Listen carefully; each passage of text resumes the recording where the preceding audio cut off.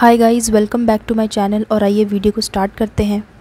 तो जैसा कि आप लोग जानते हैं, पिछले कई दिनों से सरोज भाभी अपने व्लॉग्स के टाइटल में ये लिख रही हैं कि हाँसी वाले घर में कौन है, वहाँ पे कौन रह रहा है। लेकिन एक्चुअल में अगर उनकी वीडियोस देखो तो उनमें उन्होंने हाँसी वाले घर के बारे में कोई बात नहीं की, जिसके बाद कुछ लोगों की नाराज़गी भी देखने को मिली कि अगर आपको इस बारे में कोई बात करनी ही नहीं है तो आप अपनी व्लॉग्स का ये टाइटल क्यों दे रही हैं।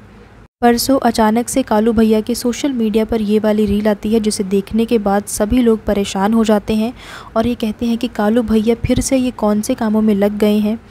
क्योंकि आप लोग जानते हैं कितनी मुश्किल से कालू भैया को रिहैब में भेजा गया था और वो थोड़े से सही हुए थे। और पिछले कुछ दिनों आप लोगों ने देखा कि कालू भैया चंडीगढ़ में थे, जहाँ पे वो बिल्कुल सही थे, काम वगैरह भी कर रहे थे। कालू भैया की रील देखने के बाद तो सब लोग हैरान हो गए कि ये फिर से क्या कर रहे हैं, क्योंकि ये उन्हीं लोगों के साथ घूम फिर रहे हैं, उन्हीं लोगों के साथ उठ बैठ रहे हैं जिनके साथ इनकी पहले लड़ाई भी हो चुकी है। कल सरोज भाभी का व्लॉग आया एंड आप सभी लोगों ने भी देख ही लिया होगा, जिसमें वो बहुत ही ज़्यादा परेशान लग रही थी, बहुत ही ज़्यादा टेंशन में थी कि कालू भैया जो है वो दोबारा से ये किन कामों में लग गए हैं। सरोज भाभी टेंशन में तो दिख ही रही थी, लेकिन साथ में सरोज भाभी ने डायरेक्टली कहो या फिर इनडायरेक्टली कहो, उन्होंने धमकी दे दी है। सरोज भाभी ये कह रही थी कि अगर कालू भैया को कुछ भी हो गया तो इसकी ज़िम्मेदारी उनकी नहीं है, जिसकी भी ज़िम्मेदारी है उनको देख लो, उन्हें संभाल लो। अगर बाई चांस कुछ होता है तो इसके लिए उन्हें ज़िम्मेदार ना ठहराया जाए। यानी कि सरोज भाभी ने अपना पल्ला तो झाड़ लिया है कि भाई मेरी ज़िम्मेदारी नहीं है, कालू भैया को जो कुछ भी होगा इसके ज़िम्मेदार होंगे अरमान। डायरेक्टली कहो या फिर इनडायरेक्टली कहो, यहाँ पे अरमान का ही नाम लगाया गया है।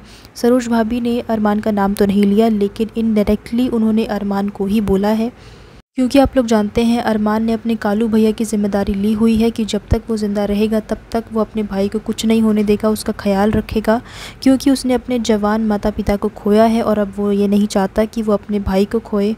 आप लोग जानते हैं कि अरमान ने कालू भैया को रिहैब में भेजा हुआ था और थोड़े दिन पहले ही आप लोगों ने देखा कि वो चंडीगढ़ में थे।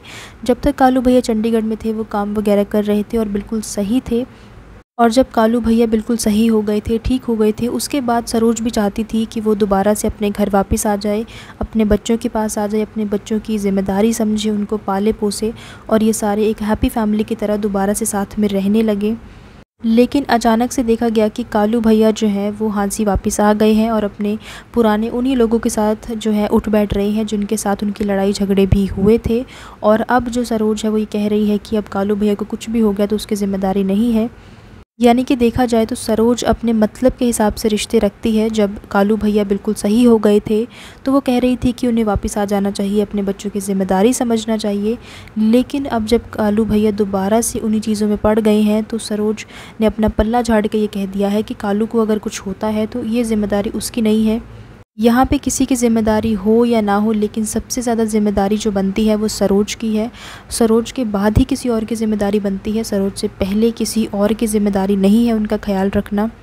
अरमान ने कालू भैया के लिए जितना किया बहुत किया, शायद ही कोई इतना करता है। और मैं आपको बता दूं कि शायद ऐसा लग रहा है कि अरमान और कालू भैया के बीच में कुछ लड़ाई झगड़ा हुआ है, कुछ तो इनके बीच में गड़बड़ है, क्योंकि इतने टाइम से अरमान ने कालू भैया को संभाला, उन्हें रिहैब में भेजा, उन्हें सही करने की कोशिश की। और अचानक से ऐसा क्या हो गया कि अरमान ने कालू भैया को वापस आने दिया और उन्हीं चीज़ों में जाने दिया। कालू भैया अचानक से हाँसी वापस क्यों आ गए और आखिर इनके बीच में ऐसा क्या हुआ है, इसके बारे में तो अभी तक कुछ भी पता नहीं चल पाया है। एंड होपफुली इसके बारे में भी हमें बहुत ही जल्द पता चलेगा कि आखिर ऐसा क्या हो गया है जिसकी वजह से कालू भैया अचानक से हाँसी वापस आ गए हैं। और हाँ, कुछ दिन पहले सरोज भाभी ये कहती हुई दिख रही थी कि उनका चैनल जो है वो डिलीट हो गया है, लेकिन मैं आपको बता दूं कि चैनल डिलीट नहीं हुआ है, ना पहले हुआ था ना अब हुआ है। वो उन्होंने एक झूठ बोला था अपनी ऑडियंस से। जिस टाइम पे सरोज भाभी ने ये वीडियो पोस्ट किया था कि उनका चैनल डिलीट हो गया है, उस टाइम पे भी चैनल वही था और आज भी चैनल वही है, उस पर वीडियोस भी आ रही हैं।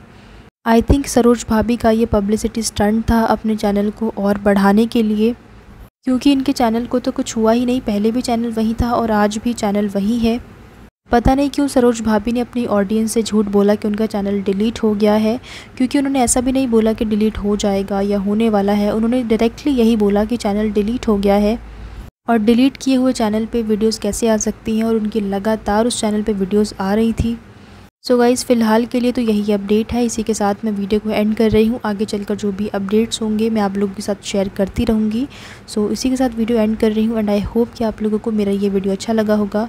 कमेंट करके मेरे साथ अपने ओपिनियन ज़रूर शेयर करना एंड इसी तरह के और भी वीडियोस देखने के लिए, रिएक्शन वीडियोस के लिए, अपडेट्स के लिए मेरे चैनल को ज़रूर सब्सक्राइब कीजिए। So thank you so much guys for watching this video and I will see you in the next one. Till then keep watching. Thank you.